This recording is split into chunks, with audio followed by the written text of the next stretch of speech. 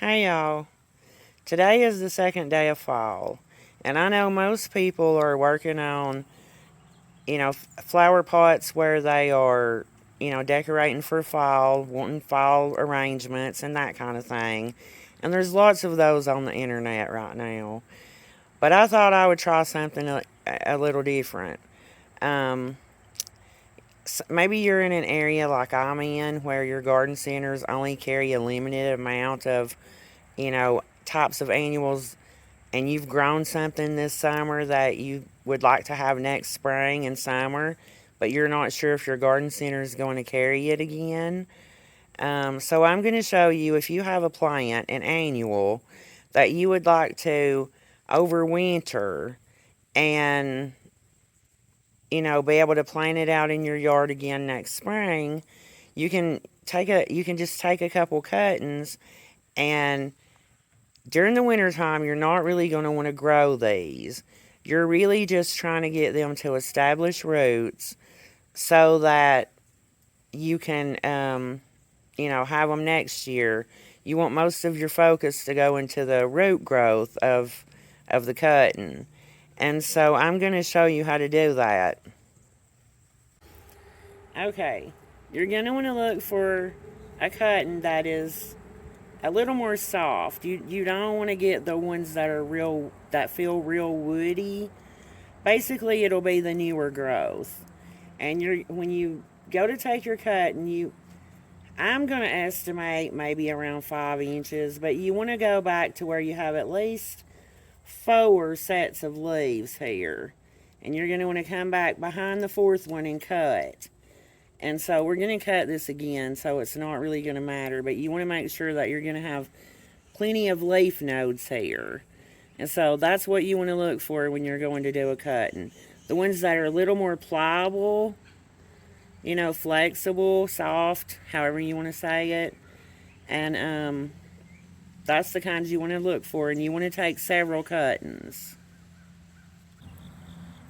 Okay, the first thing you want to do is look at your cutting, and at the very bottom you want to start taking off the leaves.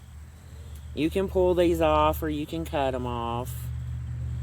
And you'll want to do this all the way up the stem until you get to the very top. And you're going to want to come back here to where you see 2 leaves.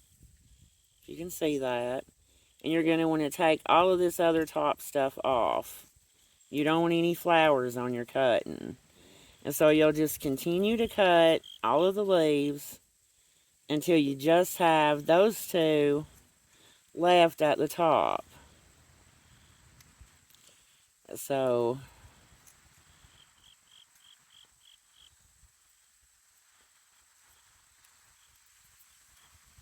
like I said, you can pull them off or you can cut them off. Okay, and you'll have something that looks like this. And so, you're going to have 1, 2, 3. On this one, you're going to have 3 nodes. That's where your roots are going to come out of. So I'm going to come back here and I'm going to clip this very bottom off because there's no need in it being there. Just cut it right under that bottom node. And then you're going to take this and you're just going to make you a little hole in the dirt. And you're going to stick this into as far down as you can go, because you want to get as many of those leaf nodes in the dirt as you can. And then you're going to water it. And you're going to want to take several cuttings. As you can see, I've taken several here. Because, of course, not all the ones you take, or most likely not all of them, are going to root. And so you're going to want to have several. And so I'm going to show you how to do one mower. And then I'll show you what we do after we get all of the ones ready to go into the dirt. So we're just going to cut them all off, except for the top 2. You're going to leave those. Like I said, you just want the two top leaves. You don't want any more leaves on it. And you don't want any flowers on it. And this one again is going to have 3 leaf nodes. And so you just make a hole in your dirt. You can use anything. I'm just using a stick out of the yard. And you just stick it in the dirt. Rake your dirt around it. And you're going to want to water it. Once you get them all in there, you're going to want to water them all. And you're going to set it. Once you get them all done and you get them in the dirt, you're going to want to set them in the shade once you get them watered. And if you don't have a shade to set them in, you can bring them inside and set them in a window in your house. You don't want to give them direct light. You want to give them indirect light, whether it's under a shade tree or in front of a window. If you put them in a window in your house, you don't want to put them in a south-facing window or an east-facing window unless you have like a curtain, that blocks a good majority of the light. But because if you put them out in the sun or where they're getting direct light, they're going to burn up.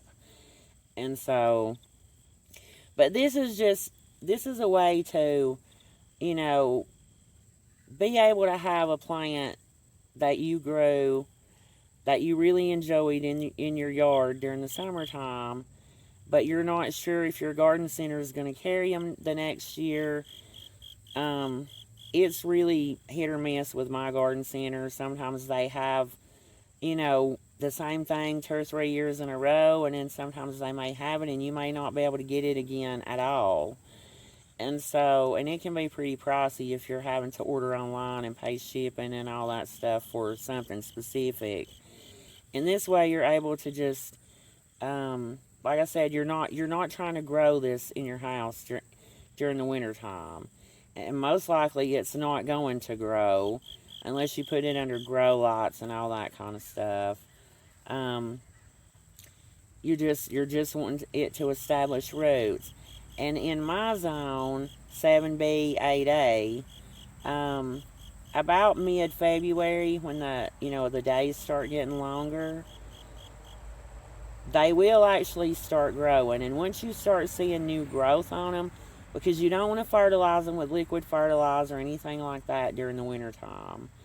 But once you do start seeing new growth in that right before spring, then you want to add some liquid fertilizer, and they will start growing, and most likely they'll be blooming before it ever gets time in your area to plant them up in the yard. But anyways, that's how you root a petunia, and you can do it with any kind of petunia. This method works for, wave petunias. You wouldn't want to do this with branded petunias because, you're if you're going to try to sell them, you can't do that. Or you're not supposed to do that. But if you're just wanting to overwinter something for yourself out of your own yard, any type of petunia, this is the method that I have found to be the most effective. And, it that way you're going to have the plant that you grew the year before. Now I'm going to show you some that I took cuttings off of probably about, I'm going to estimate between 3 and 4 weeks ago. And of course the time of the year that it is, they're going to grow because mine are outside under a shade tree. And once mine did actually start growing, and I knew that they were rooted, I did add a little bit of liquid fertilizer about a week ago, and you can see this method does work. And so now they're not going to grow like this in the house during the winter time unless your house is really warm, and they're getting the right amount of light. And so, but this is the thing. If they do, if you were to start getting some blooms, and sometimes with a petunia you may, They might grow a little bit depending, in the first few weeks or whatever that you put it in the house before it gets really cold. Um, but if they do start growing, a little bit, and if you were to get blooms, you're going to want to come in here and pinch these off just like that. You're not going to want the blooms on it in the house, while you're trying to establish roots. Now, like if it was springtime, these would be ready to either pot up or plant in the ground, whatever you're wanting to do with them. These would be ready. Um, but they're not, these I'm planning to overwinter. So I'm probably going to come in and cut these way back actually. And I had pulled them out, I rooted them just like I showed y'all in the little, 4-pack or 6-pack cups. Um, but once they actually started growing and I knew they had roots, I pulled them out of that and put them in just a really small pot. And this is what I'll keep them in during the winter time. They'll stay in this pot. I won't do anything different from here on out other than cut them back if I need to, and once I move them inside in front of a window. Um, but I just wanted to show you, that it does work. It's very effective with petunias. Also, here's a little tip that I've learned that's, you know, pretty helpful and very inexpensive. If you if you're taking multiple cuttings of different types of petunias or different colors of petunias, then to overwinter, then you're gonna want to label those. And I do have some labels, tags, whatever that I got at the Dollar Tree. I think you get 10 for $1.25. But you also can use these plastic little knives that you can get at the Dollar General. I think you can get like 48 or something like that for like $1. So, this is much cheaper to do it this way. And you want to write, like, if you don't know what type of petunia it is, then you want to write what color it is.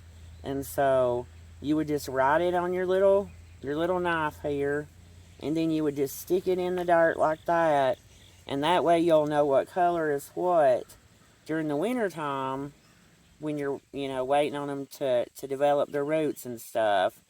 Uh, when you go to plant them out next spring, you'll know what you're planting, at least what colors you're planting. And so that was just a little quick tip that um, I thought might help some people, and it's also really cheap to do it that way. Until next time, bye.